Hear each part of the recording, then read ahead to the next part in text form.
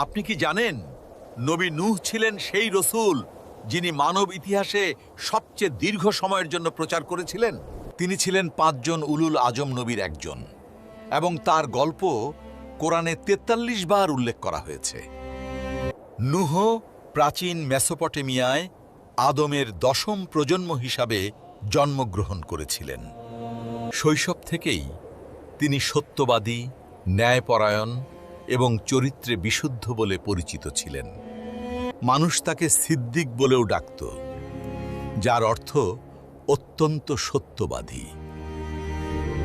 কিন্তু তার লোকেরা শিরক, দুর্নীতি এবং অহংকারে ডুবে গিয়েছিল। তারা ৫টি প্রতিমার পূজা করত: ওয়াদ, সুয়া, ইয়াগুত, ইয়াউক এবং নসর।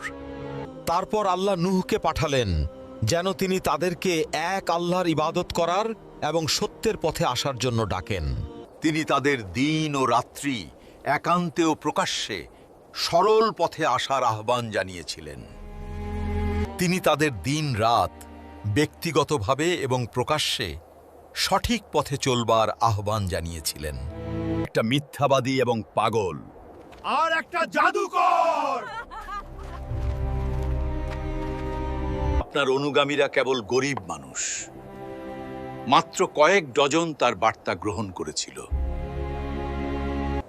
তবুও নূহ মোট ৭৫০ বছর ধরে প্রচার চালিয়ে যাচ্ছিলেন। আপনার লোকেরা আর বিশ্বাস করবে না। তারপর তাকে একটি বিশাল জাহাজ বানানোর নির্দেশ দেওয়া হলো। যখন সে এটা তৈরি করছিল তখন লোকেরা হাসছিল এবং বলছিল, দেখো, নূহ একজন। আমি আল্লাহর নির্দেশে এই নৌকা বানাচ্ছি।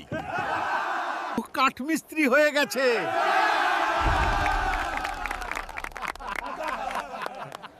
বিশ্বাসীগণ ও সকল প্রাণীর জোড়া সকলকেই জাহাজে উঠানো হয়েছিল।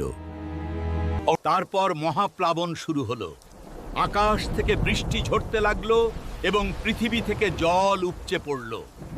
কিন্তু যখন নূহের পুত্র একটি পাহাড়ে আশ্রয় নিতে চাইলেন, তখন একটি বিশাল ঢেউ তাকে ডুবিয়ে দিল। এবং যখন জল নেমে গেল, তখন জাহাজ জুদি পর্বতে স্থির হলো, যা আমাদের শেখায় যে ধৈর্য, বিশ্বাস এবং অবিচলতা প্রকৃত সাফল্যের দিকে নিয়ে যায়। হযরত নূহ সম্পর্কে আরও জানতে ভিডিও বিবরণে দেওয়া লিঙ্কে ক্লিক করুন।